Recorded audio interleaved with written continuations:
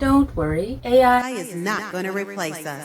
But if you don't won't leverage it to stay stay ahead, others will.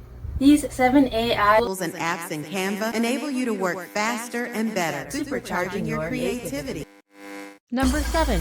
Mojo AI, a fairly impressive and fast AI image generator. So to use it, we need to start a project. In this case, I'll just click on Video Project, and for each of these 7 tools, we're going to need to go to Apps off to the left over here and search for the app name. In this case, we're searching for Mojo AI. Then click on the app. So to use it, we'll need to type in a description of what we want. I already have one, so I'll place it here. A magical forest with towering trees, hidden fairies, and enchanting mushrooms. We can also select an art style, and we can select an aspect ratio. This app appears to be free for both free and pro users. And then we click Generate. And I really like this. Now I don't see any fairies, but I realize I said the fairies should be hidden, so maybe that's why. Oops.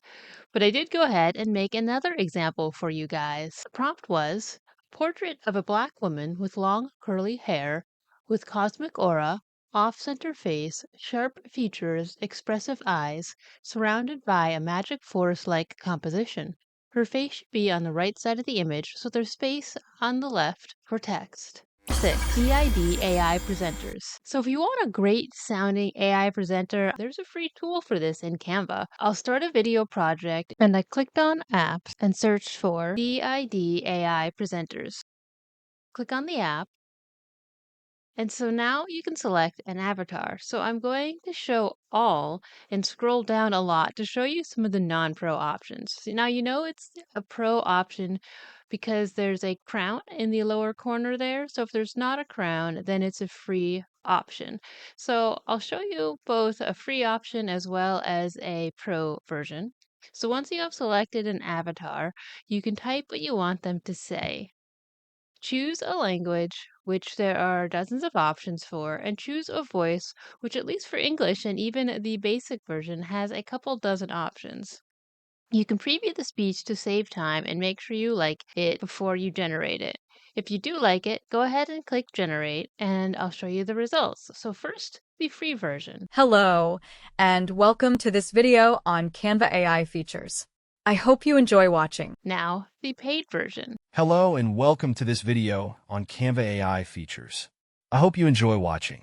So the paid versions do look a little bit better and also have the ability to change the background color as well as having more voice options, but the free version is still very capable and very good. Number 5, Magic Write. So this is like having ChatGPT optimized for creators' needs right in Canva. So to use it, start a document project by selecting Doc from the home section. And now in this case, we don't need to search for an app. We just select Magic Write, and I already have a prompt prepared. Write me an email newsletter for my group of new content creators. Give people a list of top 5 tips for getting started creating and the top 5 fears new creators face and how to overcome them. Then hit generate.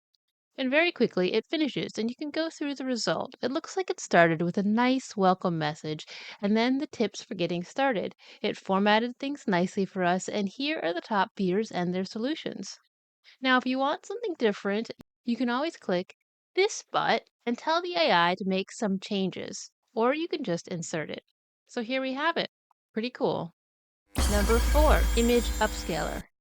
Okay, to use this, I'm going to start with a print project. I searched for Image Upscaler in the apps and selected it, and now I'm going to use this low resolution image of my dog dressed as a lion. Now, it took about a minute or so to run, but I'll just show you the result side by side with the original. So on the left, you see the original, and then on the right, you can see the upscaled one. And I think it did an okay job, so pretty cool tool, and of course, also free. Number 3, AI Music. So this, like it sounds like, generates AI music. And so I'm going to start with a video project that has some footage in it, just so we have some video to watch as we listen to the music we generate. Again, go to the apps, search for AI music, and select it. Once there, you have 2 ways of creating the type of music you want. You can either select from styles and modes, or refine the music parameters. I will choose cinematic and atmospheric in styles and modes, and you can see it has modified the parameters, and you can fine tune them if you like, or just keep them. And you can set the duration anywhere from 5 to 300 seconds, and then hit compose.